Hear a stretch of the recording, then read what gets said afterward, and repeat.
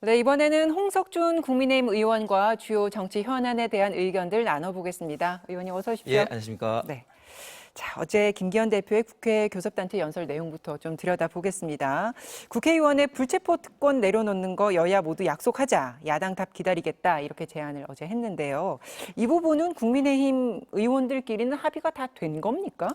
예, 저희들은 이미 이제 그 국회의원 상당수가 불체포 특권을 내려놓겠다 이제 서약도 했습니다. 왜냐하면 불체포 특권은 이제 영국 이제에서 절대 왕정 시대에 이제 의회에서 왕권을 좀 이제 뭐 그 좀 제한하거나 뭐 아니면 뭐 이렇게 예. 절대 왕정을 좀 공격할 때 좀 핍박을 많이 받았을 때 이제 불체포 특권이 필요하다가 만들어진 제도인데 지금 현재 와서는 그런 것보다는 어떤 개인의 어떤 비리라든지 이런 것 때문에 좀 악용되는 사례가 많다. 이런 경우에는 불체포 특권을 우리가 내려놓겠다. 이렇게 저희는 이미 이제 서약을 다 한 상태입니다. 국민의힘 의원들끼리는 상당수 이게 공감대가 있는 내용이다. 그렇습니다. 네. 자, 이게 근데 헌법상의 의원 권리인데 그러면 이제 아예 투표를 안 하겠다는 건지 뭐 어떤 식으로 하겠다는 건지 좀 구체적으로 알고 계신 부분이 있으신가요? 예, 방식은 뭐 몇 가지가 있죠. 첫 번째는 불체포 특권은 이제 회기 중에만 발동되는 거기 때문에 그런 이제 뭐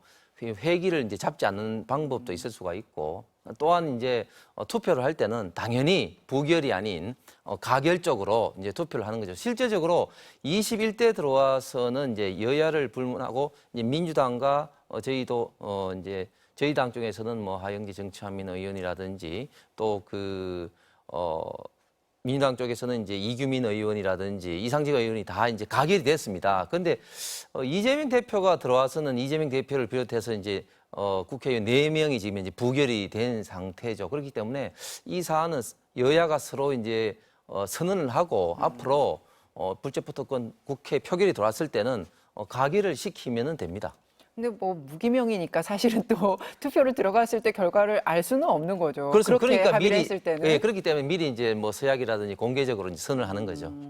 알겠습니다. 또 한 건이 있지 않았습니까? 국회의원 정수 10% 그러니까 30명을 줄이자라는 내용이었는데 네. 이것도 당론은 아직 아니지 않습니까? 예, 지금 뭐 100% 당론이라고 할 수는 없는 상태죠. 그렇지만 이제 또 당 대표가 어제 당 대표 교섭 단체 대표 연설에서 이야기이기 때문에 이게 또 개인 또 의견은 아닌 것이고 그래서 사실 이렇게 이야기가 나온 배경에는 사실 국민들의 좀 상당수가 네. 우리 국회가 사회의 어떤 갈등을 치유하기보다는 오히려 갈등을 이제 확대 재생산을 한다든지 이런 국회의 어떤 본연의 기능을 좀 잘 하지 못한다는 어떤 비판적인 여론이 분명히 있고 네. 또한 좀 약간 안타까운 사실입니다만은 지금 우리나라 지금 총 인구가 지금 이제 줄어들고 있는 그런 어떤 국면은 들어가고 있습니다. 네. 그렇기 때문에 뭐 10%를 충분히 이제 감축할 수 있다 이런 어떤 문제 의식에서 어제 김기현 대표가 말씀을 하셨습니다. 그러니까 이제 국회의원에 대한 불신이 높은 것 이것을 네. 이제 어떻게 해결하냐의 문제에 있어서 네. 국회의원 수를 줄이는 게 네. 이제 이렇게 접근하는 게 옳은 것이냐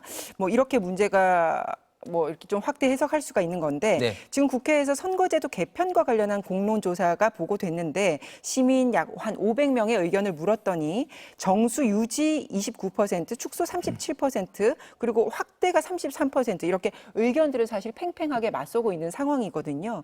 그래서 의원 수를 줄이냐 늘리냐 이건 뭐 쟁점이 하루 이틀 되는 게 아니고 그리고 선거제를 개편하는 부분과도 이게 분리해서 그렇습니다. 얘기할 수 없는 네. 부분인데 네. 지금 설문조사 한 내용만 보면 지금 김기현 대표의 어제 제안과는 좀 다른 결과란 말입니다.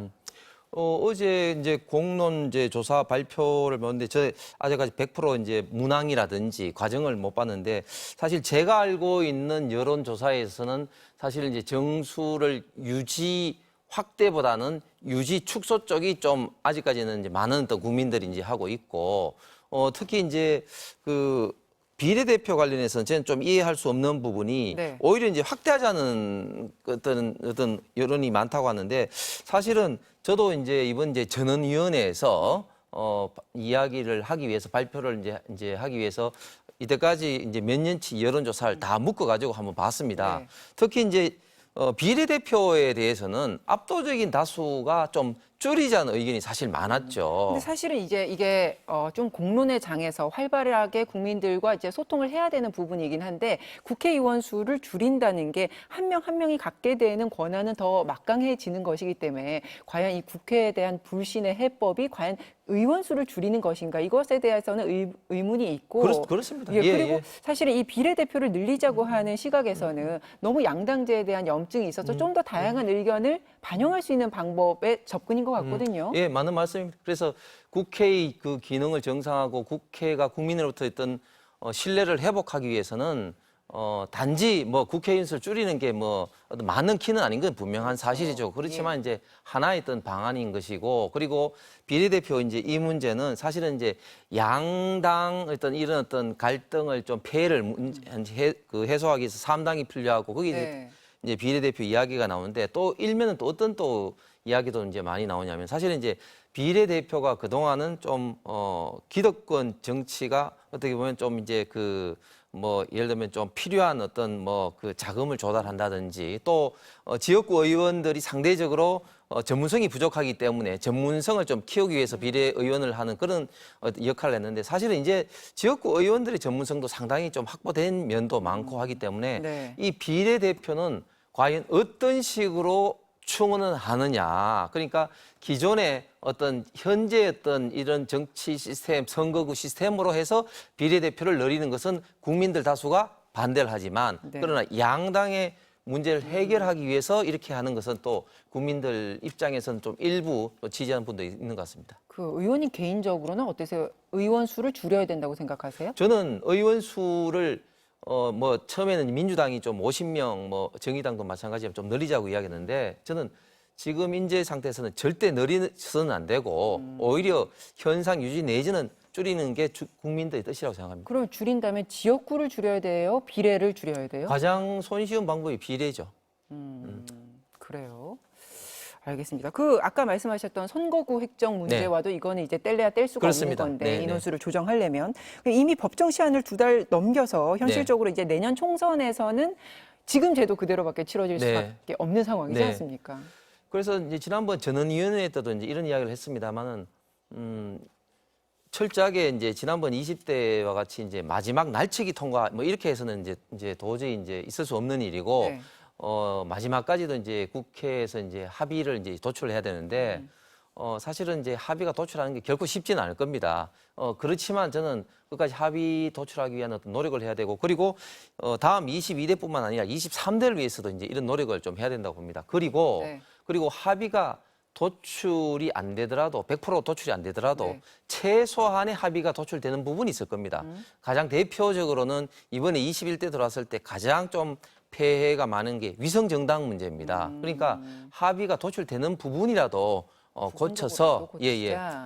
22대 선거를 준비해야 된다고 보고 이게 고치는 문제가 이제 쉽지 않으니까 한번 네. 할 때 그렇게 지역적으로 할 게 아니라 좀 큰 틀부터 이제 다 바꾸자라고 그렇습니다. 하다 보니까 이제 지지부진한 것 같아요. 그렇습니다. 그렇지만 이제 모든 것을 이제 고치려고 하면 사실은 이제 전혀 이제 진전이 없을 거고 하기 때문에 알겠습니다. 조금이라도 더 진전을 하자고 하는 것이 지난번 대부분 국회의원들의 공통된 생각이었습니다. 알겠습니다. 자, 어제 또 주목됐던 김기현 대표 발언 중에 한 개가 한중 관계에 대한 부분이었는데요. 김 대표가 이제 상호주의를 강조하면서 투표권을 제한하고 이제 건강보험 혜택도 줄이자라고 했는데 이제 문맥상 국내에 거주하고 있는 외국인 전체에 대한 이야기라기보다는 대상이 국내 중국인에 한정된 것 같습니다.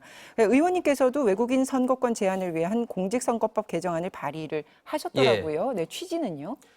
일단 이제 국가 간의 가장 기본적인 그 원칙이 상호 호혜 평등의 원칙입니다. 이게 뭐 나라가 크고 나라가 뭐 힘이 있고 그런 걸 떠나서 상호 간에 이제 그 이제 권리라든지 자격이라든지 뭐 이런 것을 이제 인정하는 게 지금 21세기, 22세기 앞으로도 그렇고 가장 평등한 어떤 그 원칙이라고 생각을 합니다. 그래서 이런 어떤 상호주의가 지금 이제 중국을 어떻게 보면 좀 대상이 지금 되고 있는데 네. 절대 사실은 이제 이게 중국 대상이 이제 될 수가 없다고 봅니다. 그리고 그렇게 생각하는 자체가 이제 정쟁적인 것이고 원래 외국인 투표권은 2005년도 노무현 대통령 때 생겼거든요. 네. 그래서 외국인 중에서 3년 이상 거주하면 지방자치단체 선거에 할 수 있는 투표권이 예. 있습니다. 그게 왜 그랬냐면은 일본 제1동포 참정권을 우리가 요구를 하면서 우리도 인정해 줄 테니까 당신들도 좀 상호주의 인정을 해라 하고 이래서 이제 시작이 시작이 됐는데. 되었죠. 근데 일본은 정착되지 않고 우리는 계속해서 지금 이제 만들어져 있고 그래서 지금 현재 공교롭게도 외국인 중에서 이제 투표권을 행사하시는 분들의 90%가 지금 중국인이기 때문에 그렇게 이제 뭐 중국을 탓해서 하느냐 이렇게 이제 이야기하는데 전혀 그렇지 않다는 말씀을 좀 드리고 그리고 저는 이제 상호주의가 네. 특정 국가도 아니지만 또 이런 투표권뿐만 아니라 건강보험 특히 저는 또 어떤 법안도 내냐면은 부동산 취득에 있어서도 상호주의를 좀 하자고 부동산 등기법도 그 발의를 했습니다. 이런 것들이 모든 분야가 모든 국가에 이런 어떤 상호주의가 적용이 돼야 된다는 입장에서 발의를 했습니다. 그러니까 우리나라 국민들이 그 나라에서 혜택을 받는 딱 그만큼 우리 그렇습니다. 상호주의로 똑같이 해주자는 말씀이신가요? 그렇습니다. 네. 그 사실 선진국들은 그렇게 하지 않고 있지 않습니까? 우리나라 국민들이 그 나라에서 어떤 혜택인 것과는 상관없이 우리가 어떻게 그들에게 해주는지 이렇게 접근이 좀 다른 것으로 알고 있는데요.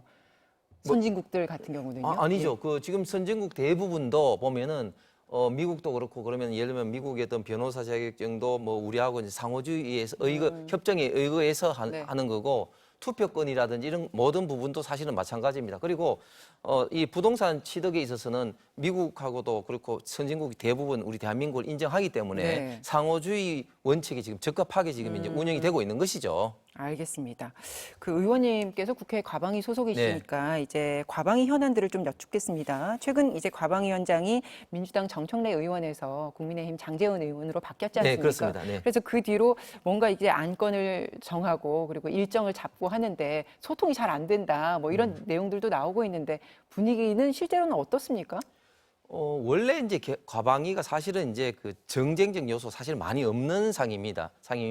과학기술을 주로 다루기 때문에. 근데 지금은 가장 핫한 그런데 이제 방송법 상임위가 때문에 됐죠. 굉장히 예. 좀 여야 간에 좀 이해관계가 좀 굉장히 조금 좀 첨예하게 좀 돼 있고 한데 지금 장제원 의원이 바뀐 지 얼마 안 되지만 그 어제 오늘 이제 그 과방위가 소위가 1소위, 2소위가 있거든요. 네. 그래서 이제 1소위는 이제 과학기술 분야, 2소위는 방송통신 분야인데 1소위는 지금 법안 소위도 하고 지금 공청회도 네. 하고 이제 그 부분은 이제 계속 진행되고 있습니다. 그런데 2소위에 해당되는 분야가 그 아직까지 좀 해결되지 않은 것 때문에 지금 열리지 않고 있는 그런 상황입니다. 그래서 그 제일 첨예한 게 방송법 그리고 KBS 수신료권 있지 않습니까? 네. 그래서 이 KBS TV 수신료에 대해서는 분리징수를 해야 한다는 여론이 있긴 합니다만 절차상 이렇게 진행하는 게 맞냐라는 지적들이 있지 않습니까? 그래서 당장 오늘 KBS가 방통위에 방송법 개정 절차 정지해달라 이렇게 헌재 가처분 신청을 하는데 이 건은 어떻게 보십니까? 정확하게 KBS에서 이제 가처분 신청을 한 것은 방송법이 아니라 방송법 시행령인 그렇죠. 것이죠. 사실 그 윤석열 대통령이 이제 선거 공약도 그렇고 인수위 때 이제 120대 그 국정 과제를 정했을 때도 이 방송의 정상화를 언급하면서 이제 KBS 어떤 수신료 부분을 언급을 했었습니다. 그런데 좀 안타깝게도 이제 이런 부분이 사실은 이제 진행이 되지 않고 특히 이제 KBS가 이제 당사자로서 이제 해당 담당 부처인 방통이라든지 저희들 이제 집권 여당과 사실 좀 이런 문제에 대해서 물밑 좀 실무적인 좀 이야기를 좀 했으면 좋았을 텐데 사실 이런 어떤 문제에 대해서는 거의 좀 이야기가 좀 되고 있지 않았던 것이죠. 지금 국민들은 KBS에 대해서 이제 방망 경영이라든지 불공정 보도에 대해서 상당 부분 이제 좀 불만과 좀 비판을 하고 있는데 이런 부분을 좀 개선하기 위해서라도 KBS 경영진 측에서 좀 진작 KBS 그 TV 수신료 문제뿐만 아니라 이런 부분을 좀 실무적으로 좀 접근을 했어야 되는데 좀 이런 부분이 좀 진행이 안 됐기 때문에 좀 굉장히 좀 안타깝게 생각하고 앞으로라도 좀 KBS에서 좀 이런 부분에 대해서 좀 더 적극적으로 해야 되는데 제가 볼 때는 별로 그런 좀 의사가 지금 없는 것 같아요. 지금 그냥 뭐. 네, 지금 뭐 이런 첨예한 문제들 잘 절충하고 정치하라고 국민들이 이제 국회의원을 선출을 하는 네, 건데 네. 왜 이렇게 내부 소통이 잘 안 되는 겁니까? 이렇게 중요한 문제가? 그러니까 이게 KBS가 지금 일단 당사지 않습니까? 당사자가 저희들 국회도 국회지만 사실은 이제 해당 부처인 방송통신위원회 방통위와 네. 이런 문제에 대해서는 긴밀하게 좀 협의를 해야 되는데 이 차원에서부터 지금 협의가 지금 잘 안 되고 있는 것 같습니다. 그러니까 안 되는 원인이 뭡니까? 왜 서로 그냥 같은 입장만 계속 고수하기 때문입니까? 아니면 뭐 절충할 여지가 전혀 없는 겁니까? 제가 볼 때는 KBS 경영진 측에서 좀 오판하고 있는 부분이 상당히 있다. 얼마 전에 KBS 김미칠 사장이 기자회견을 했지 않습니까? 네. 기자회견을 하면서 어떤 내용을 했냐면은 내가 전 정권 사람이라서 전 정권 사람이라서 문제가 그렇다면 된다면 내가 사퇴를 할 테니까 예. TV 수신료 문제를 이제 좀 백지화시켜 달라 이렇게 기자회견을 했죠. 사실 그런 식으로 좀 접근해서는 될 문제가 아닌 거죠. 알겠습니다. 이게 뭐 지금 여당만 나오셔서 또 야당 간사 뭐 조승래 의원 이렇게 모시고 이 부분에 대해서는 또 다른 의견을 네. 들어봐야 될 것 같은데요. 후쿠시마 오염수 관련해서 여야가 합의했던 청문회는 언제 엽니까? 이게 IAEA 결과 발표 듣고 하겠다는 게 국민의힘 입장인가요? 아니죠. 이게 청문회 그때 이제 원칙적으로 합의를 했는데 뭐 시기라든지 그 의원 뭐 이렇게 누가 해야 될지 뭐 어떻게 상임위가 어떻게 될지 이런 어떤 부분에서는 좀 추후 더 협의를 한다고 그때 이야기를 했거든요. 그런데 이런 부분이 좀 실무적인 부분이 조금 좀 진행이 좀 되고 있지 않아서 이제 청문회가 뭐 열리지 않고 있는데 그런데 실질적으로 보면 각 상임위별로 네. 또 일부분 또 진행되고 있는 부분들도 굉장히 또 많아요. 그렇기 때문에 저는 이게 청문회가 계속 뭐 진행될 건지는 뭐 정확하게 모르겠습니다. 잘 모르겠다고 하시면 자, 오염수 관련해서 이제 당정이 서로 네. 다른 이야기를 하는 것처럼 보이는 부분이 있는데 어제 이제 박구현 국무 1차장이 오염수 방류가 안전하다고 판단한 적 우리 정부는 없다. 그리고 방류에도 동의한 적 없다. 이렇게 얘기를 했는데 국민의힘은 어제도 이제 정영훈 카이스트 교수를 초청해서 방류해도 문제가 없다는 얘기를 이제 계속 강조를 하고 있는데 국민의힘은 이 오염수 안전성 자체에 대해서 어떤 입장인 건가요?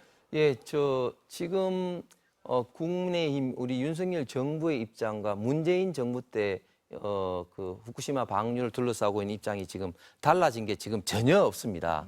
지금 윤석열 정부에서도 이 후쿠시마 방류는 원칙적으로 반대하지만 그러나 이게 강경화 장관이나 전에 이제 정의용 장관이 이야기한 것처럼 이게 일본의 주권적 사항이고 해서 IAEA가 정보를 우리한테 제공해주고 안전성이 담보되면 굳이 반대하지 않겠다는 그런 입장에 있던 연속적이다 이렇게 좀 말씀을 좀 드리고 네. 그런 차원에서 계속해서 IAEA와 이제 그 긴밀하게 이제 협의를 하면서 지금 현재 그 일본 다액종 제거 장비 알프스라고 불리는 이곳에서 어떻게 처리되고 있는지 그리고 그 처리된 어떤 수치가 IAEA 어떤 기준치에 맞는지 이런 문제에 대해서 계속해서 지금 모니터링을 지금 하고 있다. 네, 그러니까 이런 그 말씀을 과정에 드립니다. 대해서 안전성을 우리가 확보하기 위해서 확인하기 위해서 어떤 절차를 밟고 있다. 네. 이걸 계속해서 말씀하시는 건 괜찮은데 네. 우리 국민들이 봤을 때는 왜 안전하다는 거를 계속 강조하지라고 이제 의문이 들 수가 있을 것 같습니다. 일단은 그 다액종 제거 장비 알프스를 통해서 나온 어떤 그 방류되기 직전에 어떤 그 오염수가 IAEA 기준에 적합하다, 안전하다 이런 어떤 사항에 대해서 이야기를 하는 것이고 그리고 그 결과 방류돼서도 이제 IAEA와 과학계의 일반적인 어떤 생각은 전혀 어떤 그런 어떤 방사능이 따른 어떤 우리나라 어떤 수산물이라든 이런 어떤 피해가 없다. 그런 어떤 사항을 말씀을 드리는 거죠. 이거는 철저하게 알겠습니다. 어떤 뭐 그런 어떤 다른 사항이 아니라 과학적으로 이제 말씀을 좀 드리는 겁니다. 지금 이제 국민의힘의 대책 같은 것도 좀 여쭈어야 되는데 시간이 훌쩍 지나서 오늘은 여기까지 하도록 하겠습니다. 고맙습니다. 감사합니다.